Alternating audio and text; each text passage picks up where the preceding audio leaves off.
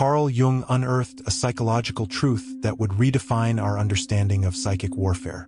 He observed that when a narcissist senses you've become too conscious, too perceptive, and too difficult to manipulate, they don't just surrender. They deploy a final, desperate stratagem. A psychological gambit so profound it's designed to shatter your perception of reality and weaponize your world against you. This is no mere escalation of their familiar tactics. It is a complete inversion of reality itself. It is the last and most venomous strike from a cornered psyche, born from the terror of being truly seen. Jung's work reveals this ultimate maneuver is not a signal of your defeat, but the final, undeniable proof of your psychological victory. It's the desperate act they unleash only when they unconsciously know you've already won. Within the vast architecture of the human psyche, Carl Jung identified a crucial structure he called the persona. This is the mask we present to the world, the carefully curated collection of social roles and personality traits we deem acceptable for public view. For most, the persona is a flexible and functional interface between our inner self and the outer world, a tool for navigating social landscapes. But Jung's explorations into the minds of deeply narcissistic individuals revealed a chilling anomaly. For the narcissist, the persona is not a tool. It is a fortress. It is not a mask they wear, but the hollow idol they worship as their very identity. Their entire sense of self is fused with this fragile external construct of superiority, charm, and perfection. There comes a moment, however, in your interaction with such a person that is as quiet and as devastating as a fault line appearing in solid ground. It is the moment you see the truth. Not through confrontation, not through argument, but through simple, unclouded perception. You see the fear behind the arrogance, the emptiness behind the grandiosity, the frightened child pulling the levers of a menacing machine. In that instant, your perception becomes a mirror, and the reflection it shows them is not the flawless god of their persona, but the writhing, repressed chaos of their true inner state. This is a moment of profound psychological crisis for the narcissist. The mask which has protected them from their own deep-seated feelings of worthlessness has been rendered transparent by your awareness. They feel this shift not as an intellectual disagreement but as a fundamental threat to their existence. Your clarity is an existential danger because it proves that their entire identity is a construct, a lie they can no longer force you to believe.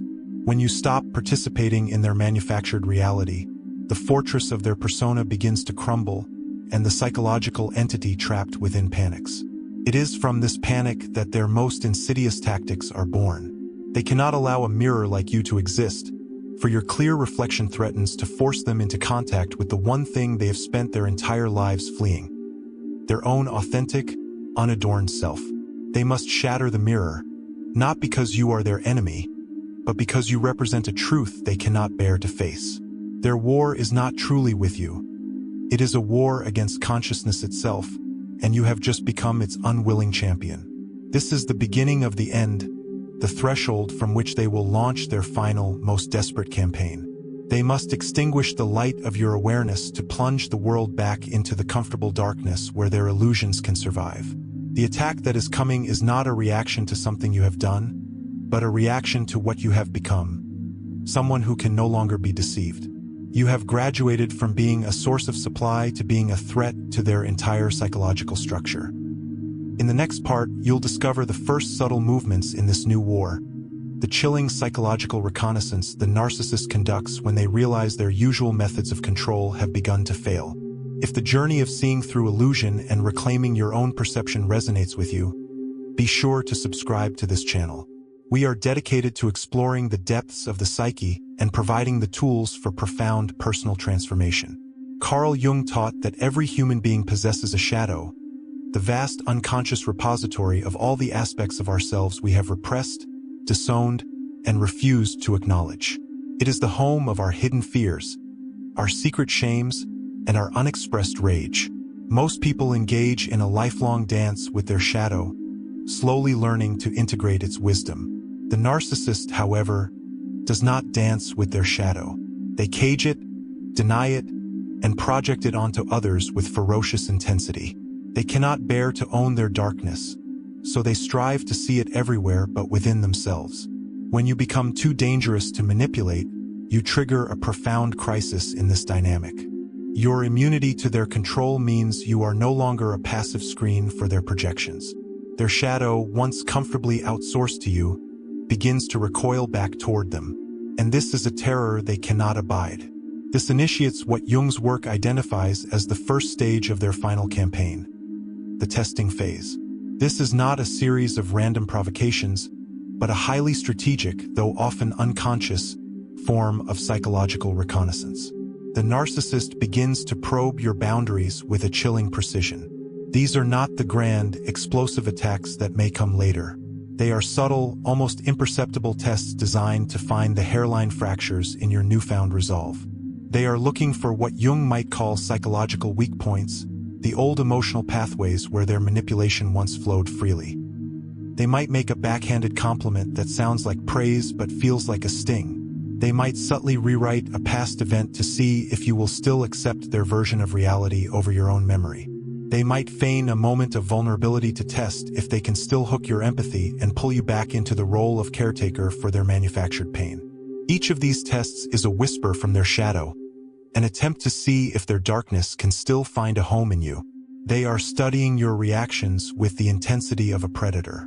They are not listening to your words but are sensing the energy behind them.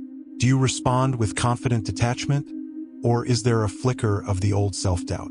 Do you hold your boundary with quiet strength, or do you over-explain and justify your position, revealing an ongoing need for their approval? Jung understood that this phase is critical. If you successfully and consistently resist these initial probes, you do not pass a test and find peace. Instead, you confirm their deepest fear. You have fundamentally changed. You have sealed the entry points they once used to poison your psyche. By resisting, you have officially marked yourself as a formidable threat. You have demonstrated that you are no longer a participant in their psychological games. This realization does not inspire them to respect you. It terrifies them. It signals that their primary defense mechanisms are failing. The narcissist is now conducting what could be termed psychological cartography, mapping the defenses of a fortress they once occupied freely. They are identifying the strength of your walls, the depth of your moat, and the sharpness of your newfound discernment. And everything they learn during this phase is not used to find a path to reconciliation, but to plan a much larger, more devastating siege. Your strength does not deter them. It forces them to escalate their strategy from subtle manipulation to outright psychological warfare. I'd love to hear from your own journey of awakening. Have you ever felt that chilling moment when you calmly resisted a manipulative probe and sensed a fundamental shift in the dynamic, a silent declaration of a new kind of war? If so, comment below with the word clarity to join a community of voices who understand this profound and often isolating moment of transformation. In the next part, you'll discover what happens when this reconnaissance ends and the narcissist, realizing their subtle tactics are useless, unleashes the full force of their compensatory rage in a terrifying escalation phase. When the narcissist's subtle probes and tests shatter against the calm wall of your integrated consciousness, a profound psychological shift occurs within them. Carl Jung spoke of a principle he termed enantiodromia, where anything taken to its extreme will inevitably flip into its opposite. For the narcissist, whose entire existence is an extreme defense against feelings of powerlessness, the loss of control over you triggers a violent swing into what Jung's work calls compensatory behavior. They do not accept defeat. They overcompensate for their failing influence by becoming monstrously aggressive in their attempts to regain it. This is the escalation phase, and it is a psychological tempest designed to erode your sanity and break your spirit under relentless pressure. This is the point where manipulation evolves into overt psychological warfare. The narcissist's tactics become more intense, more frequent, and more brazen. The gaslighting, which was once a subtle distortion of your reality, now becomes a direct assault on your sanity. They will flatly deny events you both know occurred, invent conversations that never happened, and insist your memories are the product of instability or malice. They do this not just to make you doubt a specific event, but to make you doubt the very instrument of your perception, your own mind. Jung understood that a person who does not trust their own mind becomes infinitely malleable and controllable. They are trying to sever the connection to your own intuition, the very source of the power that made you dangerous to them in the first place. Simultaneously, their use of projection intensifies to an almost surreal degree. The shadow they can no longer unconsciously place within you is now hurled at you with conscious force. Every toxic trait they possess, every manipulative behavior they engage in, is now attributed to you. They will accuse you of being the manipulative one, the abusive one, the selfish one. This is more than a simple defense mechanism. It is a strategic attempt to create a smokescreen of confusion so dense that you begin to question your own character. They are trying to recreate you in the image of their own shadow, to force you to wear the mask of their darkness so they can continue to see themselves as figures of light. It is during this terrifying phase that the narcissist often reveals the true depth of their insidious nature by recruiting others into their campaign. Jung observed that certain personalities, when threatened, will instinctively seek to create a mob to validate their distorted reality through the consensus of others. The narcissist will begin to enlist what are commonly known as flying monkeys. They will share carefully crafted stories of your supposed transgressions with friends, family, or colleagues, presenting themselves as the concerned, wounded party. They are masterful at identifying and exploiting the empathy of others, turning good people into unwitting weapons in their war against you. This is a sophisticated and devastating strategy because it attacks not just your reality but your social foundation. It is designed to isolate you, to make you feel as though you are the single unstable element in a world of rational people who have all seen your true colors. The goal of this escalating storm is to create a psychological environment so hostile and confusing that you break under the pressure and return to a state of compliance just to make the chaos stop. In the next part, you'll discover the chilling moment of recognition when the narcissist finally accepts that even this overwhelming assault has failed, and what happens when this realization pushes them past the breaking point into a state of narcissistic mortification, triggering the one final dirty trick that Jung warned could be the most devastating of all. There comes a moment in this psychological war when the narcissist's escalating storm of aggression, gaslighting, and projection fails to find its mark. Your anchor not only holds, but your calm defiance reveals the storm to be nothing more than a tempest in a teacup, a chaotic display of impotent rage. For the narcissist, this is not a simple defeat. It is a moment of profound existential annihilation.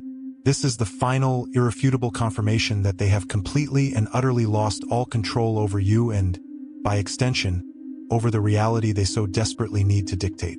This realization, according to the deepest insights of Jungian theory, plunges them into a state of absolute psychological terror known as narcissistic mortification. It is not merely a wound to their ego.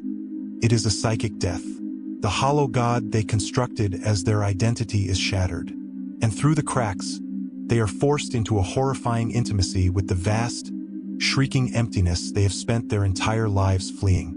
This is the ultimate catastrophe, for it exposes their deep-seated, primordial feelings of worthlessness not as a distant threat, but as the very ground of their being. It is from the abyss of this mortification, from the epicenter of this psychic death, that they unleash their final and most diabolical weapon. This is not another tactic in their playbook.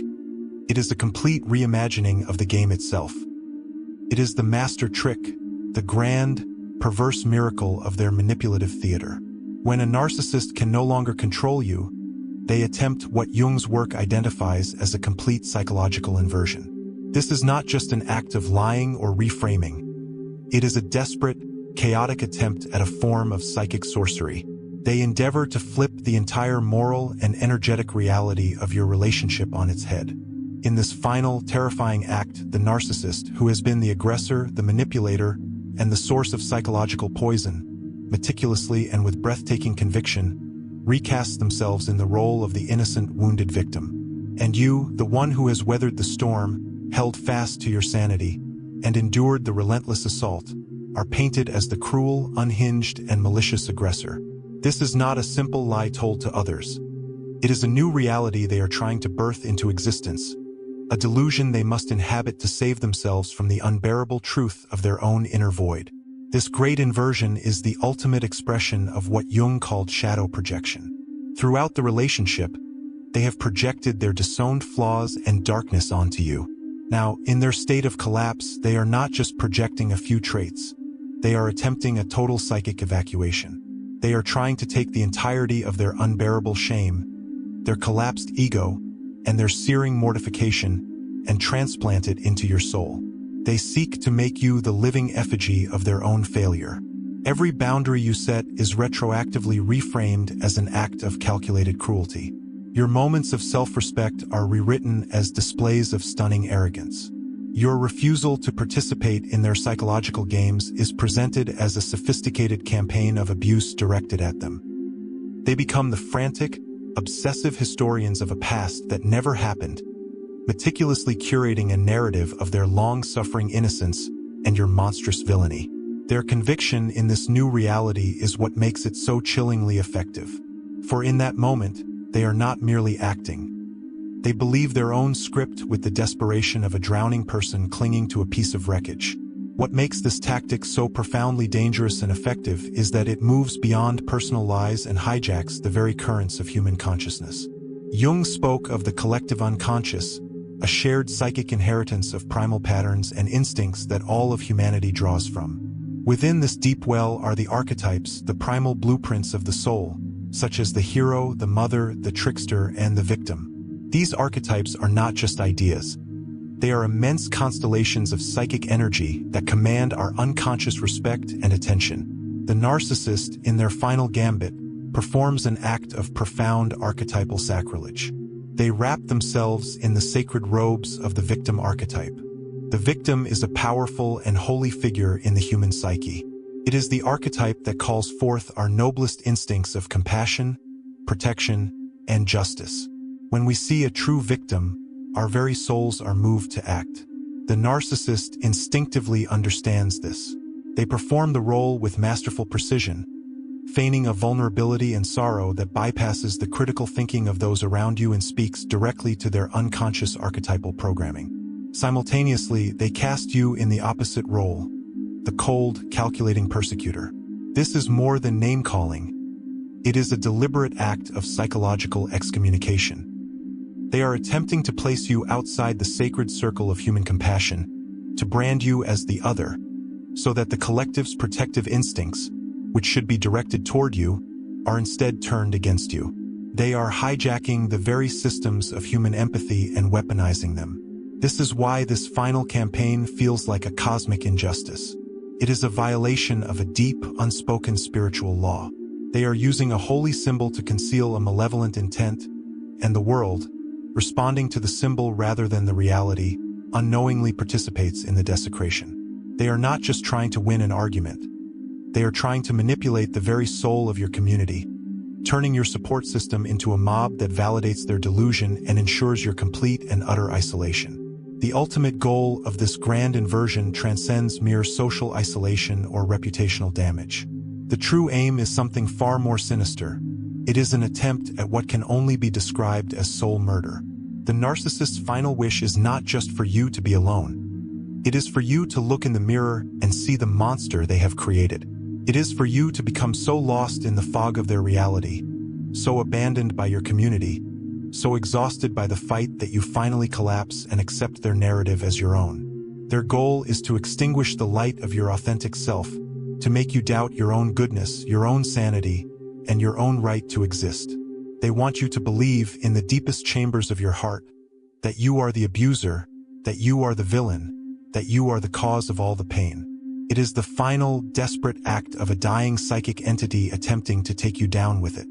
It is psychological terrorism of the highest order, designed not just to silence you, but to annihilate your connection to your own soul, leaving you a hollow echo in a world they have completely and successfully redefined. In the next part, you'll discover the precise mechanics of how they execute this devastating smear campaign, from the insidious technique of truth sandwiching to the systematic assassination of your character, revealing why their lies can feel so terrifyingly believable to others. The Great Inversion, where the narcissist casts themselves as the victim and you as the aggressor, is not executed with the clumsy, obvious lies of a common deceiver. It is a masterpiece of psychological manipulation, a carefully orchestrated and chillingly effective smear campaign built upon a deep, intuitive understanding of the vulnerabilities of the human psyche. Carl Jung's work revealed that narcissists are often unconscious masters of manipulating group psychology, and their final campaign against you is their grand, tragic performance. They do not simply shout accusations from the rooftops. They construct an elaborate psychological theater, complete with a meticulously crafted script, a villainous caricature of you, and a performance so compelling it can turn an audience of your allies into their unwitting accomplices. To understand this is to understand why their lies can feel so terrifyingly believable to others and why this phase of the assault can feel so profoundly isolating. The foundation of this entire theater is the script itself, and its brilliance lies in its insidious plausibility. The narcissist rarely begins their campaign with a blatant, easily disproven falsehood. Instead, they employ a technique that can be described as truth sandwiching, a method of weaving threads of verifiable fact with the insidious poison of their core deception. Jung observed that the human mind struggles to dissect information that blends the true with the false. We have a natural tendency to accept a narrative package as a whole. The narcissist exploits this cognitive flaw with the precision of a master storyteller. They will begin their tale to a friend, a family member, or a colleague not with an accusation, but with a series of undeniable truths. They will describe a real event that occurred, a real conversation that took place, or a genuine aspect of your personality, thereby establishing an immediate baseline of credibility. You know how passionate and intense they can be. They might begin a statement which may be perfectly true. "We were talking last Tuesday, right after that stressful meeting." They will continue, grounding the story in a verifiable time and place. It is only once this foundation of truth is laid, once the listener's mind has been lulled into a state of receptive agreement, that the poison is introduced, seamlessly embedded between these factual statements. "And they said something to me so cold, so deliberately cruel that it has honestly left me questioning everything." The listener's brain, having already accepted the factual bread of the story, is now psychologically primed to swallow the entire narrative, including the fabricated poison at its center. This technique brilliantly disarms the listener's critical faculties. It bypasses logical analysis and appeals directly to the mind's natural desire for narrative coherence. By the time the core lie is delivered, it does not feel like a lie. It feels like the missing piece of a puzzle that the narcissist has so helpfully assembled. This is not just lying. It is the strategic construction of a believable fiction, a foundation of plausibility upon which the entire character assassination will be built. Once the script's foundation is laid, the narcissist engages in the chilling art of character creation, or rather, character assassination. Jung taught that the most profound psychological attacks are not those that target our actions, but those that target our fundamental being, our very essence. The narcissist does not just criticize what you did. They launch a systematic campaign to redefine who you are. They perform a dark alchemy on your greatest strengths, twisting them in the public perception until they become monstrous flaws. This is a deeply personal and psychologically violent act. If you are a person of strong independence, they will not present you as capable. They will paint you as selfish, dismissive, and incapable of true partnership. If you possess a natural confidence and a healthy sense of self-worth, they will meticulously reframe it as arrogance, entitlement, and a domineering need for control. If you are thoughtful and introspective, they will portray you as secretive, cold, and deceitful. And most cruelly, if you have finally learned to set healthy, life-affirming boundaries, they will accuse you of being punitive, controlling, and emotionally abusive. This method is devastatingly effective because, like the truth sandwich, it contains a distorted grain of truth. Every positive human quality has a potential shadow side when taken to an unhealthy extreme. And the narcissist exploits this subtle psychological nuance to create a grotesque caricature of you that is both monstrous and vaguely recognizable. This insidious likeness is what makes the character assassination so credible to those who do not know you intimately and so painfully confusing to you. It is an attack designed to make you doubt your own character, to make you ask, "Is that how I really am? Is my strength actually cruelty?" They are attempting to erase your authentic self from the minds of others and replace it with this monstrous effigy. It is the act of a psychic vandal, spray painting their own shadow over the portrait of your soul, so that when the world looks at you, They see only the narcissist's darkness reflected back. Finally, with the script written and the villainous character duly established, the narcissist takes to the stage for their grand performance. Their delivery is the final, crucial element that makes the entire deception work. They do not present their case with rage or aggression, for that would reveal their true nature. Instead, they embody the archetype of the martyr, the gentle soul who has been grievously wronged. They will present themselves to others not with anger but with a mask of profound sorrow, of bewildered hurt, of a deep and abiding concern for your supposed instability. This calculated display of vulnerability is a strategic masterpiece. It is designed to activate the rescuer and protector archetypes in the empathetic individuals they have targeted as their audience. Their performance bypasses logic and appeals directly to the noblest instincts of good people, turning their compassion into an unwitting weapon against you. They create a psychological theater where they are the tragic, misunderstood hero, and you are the inexplicable villain. By doing so, they create an in-group of supporters who feel virtuous and protective for siding with them, making it nearly impossible for your true story to penetrate the wall of their self-righteous conviction. They have successfully controlled the collective narrative. And in this controlled narrative, your every attempt to defend yourself is seen not as a plea for truth, but as further proof of the very cruelty they have accused you of. The theater has become a reality, and you have been cast out, left to stand alone in the silence that follows the audience's applause. In the next part, you'll discover the terrifying internal experience of being on the receiving end of this psychological assault and how the narcissist uses tactics like cognitive overload and emotional terrorism not just to hurt you, but to trigger a state of psychic collapse. Being the target of a narcissist's final, inverted campaign is an experience that transcends mere psychological distress. It is not like weathering a storm. It is like being placed at the very center of an alchemical fire. The heat is a relentless, consuming pressure designed to dissolve the very structures of your reality, to unmake your sense of self, and to reduce your spirit to ash. Carl Jung's work illuminates the profound truth that this assault, while born of another's shadow, is not merely a series of random, cruel acts. It is a systematic psychological process engineered to induce a state of complete psychic collapse.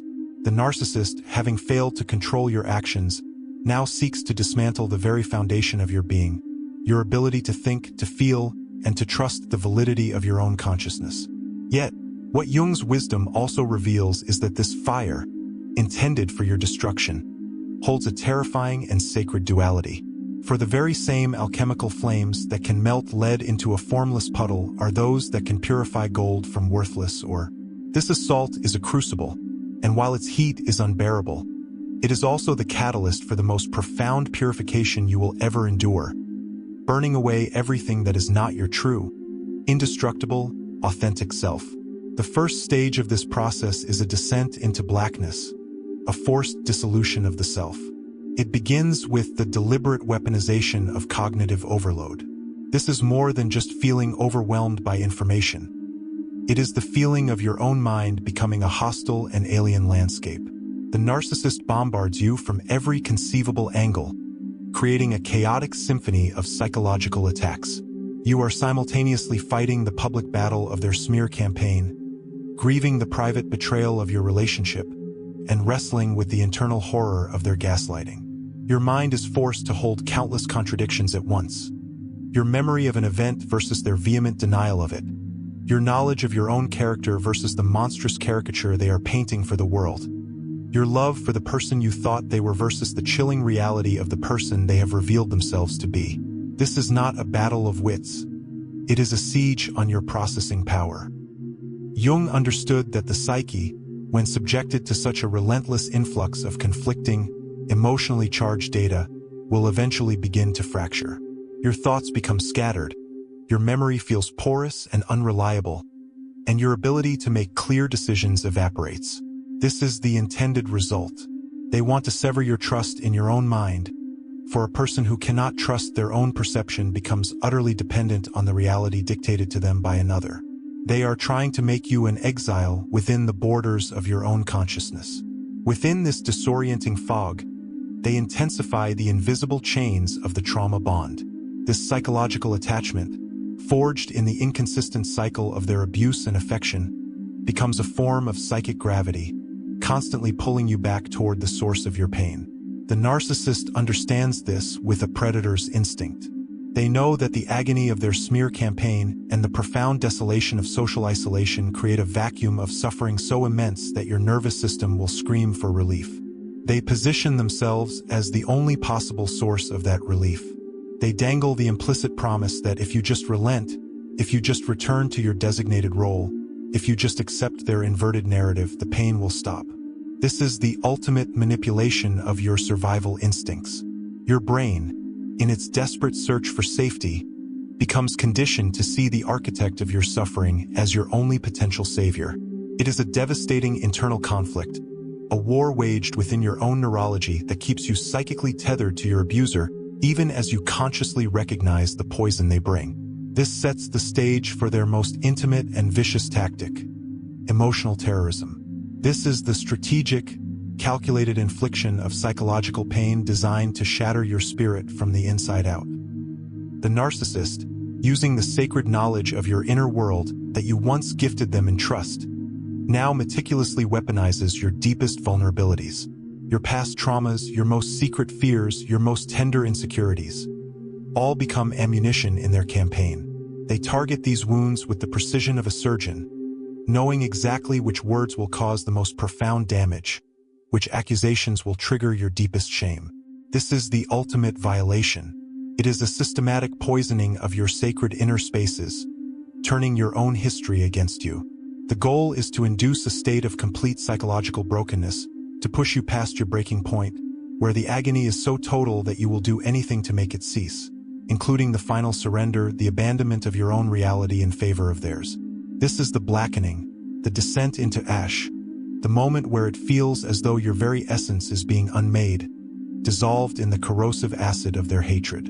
And yet, in the absolute depths of this darkness, something extraordinary can happen. There comes a moment when all resistance ceases, not because you have surrendered to the narcissist, but because you have surrendered to the futility of fighting their insanity. You stop trying to reason with the unreasonable. You stop trying to defend your truth to those committed to believing a lie. You stop trying to find the logic in their chaos. In this moment of profound surrender, the external battle ceases. And for the first time, you are able to turn your full attention inward. It is here, in the silent, ash-filled landscape of your psyche, that you discover something has survived. Beneath the noise, beneath the pain, beneath the confusion, there is a single, indestructible point of light. It is a quiet, calm, and unshakable awareness.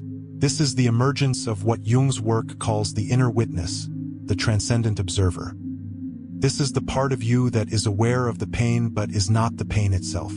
It is the part of you that can observe the storm of your emotions without being swept away by them. It is the part of you that has been watching this entire tragic theater unfold with a silent, sorrowful clarity. The discovery of this witness is the turning point of the entire alchemical process. It is the beginning of the great purification. With this newfound awareness, you begin the sacred work of separation. You learn to distinguish what is yours from what is theirs. You see the torrent of accusations and recognize, that is their shadow, not my reality. You feel the waves of shame and understand, that is their poison, not my truth. You witness the chaos of their creation and realize, that is their storm, not my soul. This is a process of washing away the years of psychological grime, of gently cleansing your psyche of the projections that have been caked upon it. It is the dawning of a profound truth. You are not the character in their twisted play. You are the consciousness that is aware of the play itself. This is the first clean breath after years of suffocation, the first ray of dawn after an impossibly long night. This is the birth of true psychological detachment. And it is the beginning of your liberation. From this purified state, a new and final transformation begins. You do not emerge from the fire as an empty, hollowed-out version of your former self. You emerge tempered, strengthened, and integrated. This is the rebirth, the forging of a new being in the heart of the flames. The energy you once expended trying to manage the narcissist's reality is now reclaimed and turned inward for your own healing and growth. The suffering you endured is not meaningless. It is alchemized into profound wisdom. Every lie they told has sharpened your ability to discern the truth with crystalline clarity. Every boundary they violated has taught you how to build sacred, unreachable walls around your own well-being. Every attempt to make you doubt your mind has forged an unshakable trust in your own intuition. And it is here that you reclaim one of the most powerful and misunderstood aspects of the human psyche: your anger. This is not the toxic, chaotic, destructive rage of the narcissist. That is the rage of a fragile ego, a tantrum against reality. The anger that is born in you now is a sacred fire. It is a clean, clear, and focused energy that rises from a place of profound self-love and justice. It is the righteous and life-affirming force that says, with unimpeachable finality, no more. It is the protective fire that guards the gates of your inner kingdom. It is the energy that allows you to sever the final energetic cords to the narcissist, not with hatred, but with a powerful and definitive declaration of your own sovereignty. This sacred anger is the return of your lifeblood, the passion for your own existence, the fuel for creating a life that is authentically yours. You realize that the fire that was intended to be your funeral pyre has instead become a forge. You were not consumed by the flames. You were tempered by them. You emerge not as a victim covered in ash, but as a sovereign being, glowing with the integrated heat of your own spirit, carrying a wisdom that can only be earned in the very heart of the blaze. In the next part, you will discover how to rise from these ashes, exploring the Jungian path to recovery and individuation, and how to transform this devastating experience into the foundation of unshakable psychological sovereignty. Surviving the narcissist's final, desperate war for your reality is a profound and seismic psychological achievement. But survival is not the destination. It is the raw, untamed landscape upon which a new world can be built. The journey that follows is not one of mere healing, of patching the wounds and returning to the person you were before the manipulation began. That person, in many ways, no longer exists. They were a necessary casualty of the alchemical fire. The true path forward is a sacred process of recovery and rebirth, a conscious engagement with what Carl Jung considered the ultimate purpose of human life, the journey of individuation. This is the path of becoming the most complete, authentic, and integrated version of oneself. The ordeal you have endured, in all its devastating cruelty, does not have to be a scar that defines you. Instead, it can become the very catalyst that ignites the most powerful and luminous phase of your soul's evolution. To heal is to integrate the wisdom born from the flames and to finally, fully, and unapologetically emerge as the sovereign self you were always destined to become.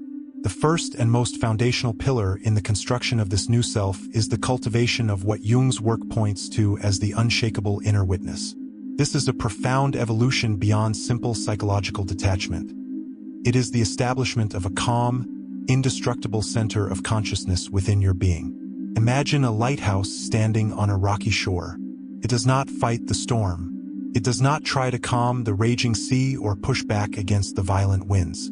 It simply stands, anchored to the bedrock, and shines its light with unwavering consistency. The development of the inner witness is the process of becoming this lighthouse. You learn to anchor your consciousness in a place so deep within you that the chaotic storms of the external world and the lingering echoes of the narcissist's internal chaos can no longer threaten your foundation. From this centered place, you learn to observe your own thoughts and emotions as you would observe the weather. You can witness a wave of grief crash upon your shores, feel its sorrowful spray, and know that you are not the wave. You are the lighthouse that witnesses it. You can observe a flash of anger arc across your inner sky like lightning and know that you are not the flash. You are the unshakable presence that perceives it. This transcendent perspective is the source of true freedom. It fundamentally alters your relationship with the narcissist's legacy. Their projected image of you, their twisted narratives, their venomous words, they lose their power to wound you because you no longer identify with them. They become psychological phenomena to be observed, patterns of a disordered psyche that you can study with a kind of sorrowful, detached compassion. but which you no longer mistake for a reflection of yourself. The attacks cease to be personal because you have relocated your sense of personhood to a place their manipulations cannot reach. This is not an intellectual exercise. It is a profound shift in your state of being. It is the quiet, humming certainty that your core self is inviolable, a silent space of pure awareness that exists beyond the reach of praise or blame, love or hatred. This is the first great act of reclaiming your psychological sovereignty. Once this inner center is established, the next phase of the work begins. The rebuilding of your inner world, the conscious architecture of the self. The Narcissist's campaign was an attempt to demolish your reality and impose their own distorted map upon your psyche. Recovery, therefore, is an act of sacred cartography. You begin the meticulous process of reality anchoring, of redrawing the map of your own truth. This is why keeping records, journaling, and documenting your experiences is so vital. It is not about gathering evidence for a future battle. The war is over. It is about creating an objective, undeniable atlas of your own experience for your own soul. Jung understood that sustained gaslighting is a form of psychic vandalism, defacing your memories and making you a stranger in your own history. Your journal becomes a sacred text, a testament to your perception that says, "This is what I saw, this is what I felt, this is what was real." You further anchor this reality by seeking out the reflections of trusted, healthy individuals who act as clear mirrors, showing you the truth of your character and washing away the distorted image the narcissist tried to burn into your mind. From this grounded place of truth, you begin the most crucial work of all, forging conscious boundaries. The boundaries you create now are nothing like the fearful, reactive walls you may have tried to build in the past. Those were the defenses of a besieged territory. These new boundaries are the calm, definitive declarations of a sovereign domain. They are not born of fear, but of profound self-love and wisdom. They are not walls of stone, but living, intelligent membranes. They are permeable by choice, designed to allow the flow of love, connection, and nourishment in, while remaining absolutely impenetrable to manipulation, disrespect, and psychic intrusion. The most powerful expression of this new architecture is in your ability to wield the word no. For the sovereign self, no is not an apology. It is not the beginning of a negotiation. It is not a desperate plea to be understood. It is a complete sentence. It is a calm, quiet, and peaceful alignment with reality.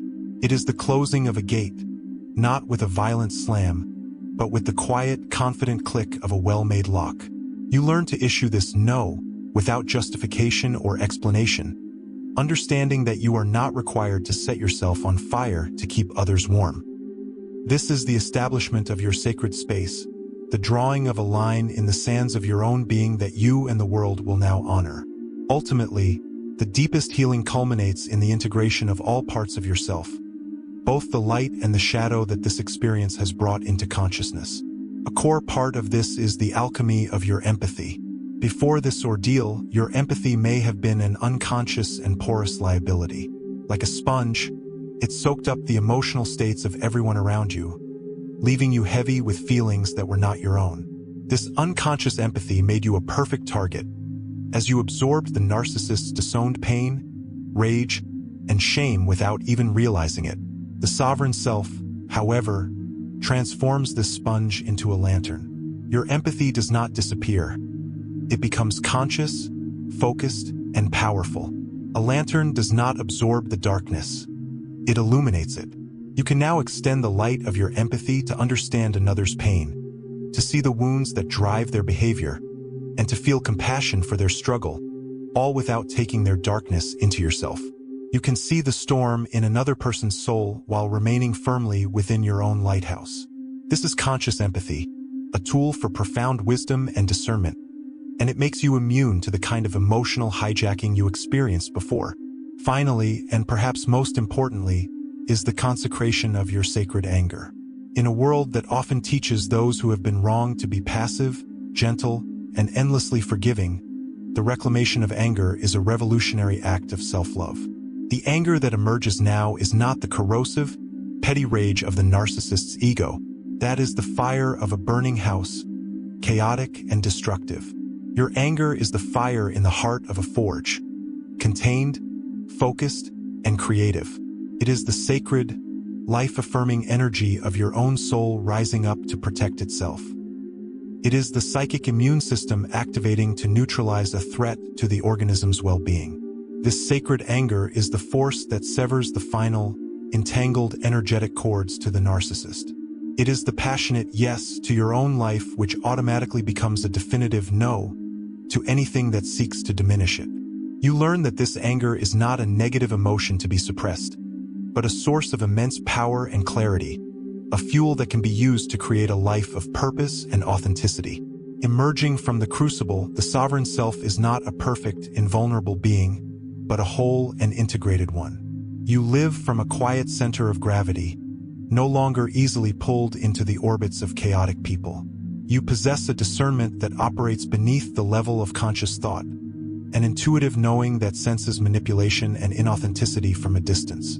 You find yourself becoming allergic to drama and powerfully attracted to relationships built on mutual respect, reciprocity, and truth. The narcissist's ultimate goal was to make you a broken and forgotten character in their tragic story. But the profound irony is that in their attempt to destroy you, they became the unwilling and unconscious catalyst for your true creation. They forced you into the alchemical fire, believing you would be consumed, never imagining that you would emerge not as ash, but as gold, finally and fully embodying the sovereign being that was your birthright all along. Carl Jung's most profound insight into this entire dynamic is both simple and liberating. The narcissist's power is derived entirely from your psychological participation in their distorted reality. Their elaborate games, their terrifying tactics, and their final, desperate inversion are all built upon the assumption that they can control your inner world. When you withdraw that participation, when you refuse to accept their projections, doubt your sanity, or abandon your truth, their entire psychological structure collapses. It has no power without your energy to sustain it. The final, dirty trick is not a testament to their strength. It is the ultimate monument to their fragility. It is the action of a terrified psyche, mortally wounded by the light of your awareness. Jung's work reminds us that these figures are not powerful predators but frightened children trapped in adult bodies, terrified of the vast emptiness within them. Seeing this truth does not excuse their behavior, but it liberates you from its emotional grip. When you see their manipulation for what it truly is, the desperate thrashing of a wounded soul, it loses its power to intimidate, control, and define you. Remember what Jung's discovery truly means. When a narcissist sees you as too dangerous to manipulate, it is because you have already won.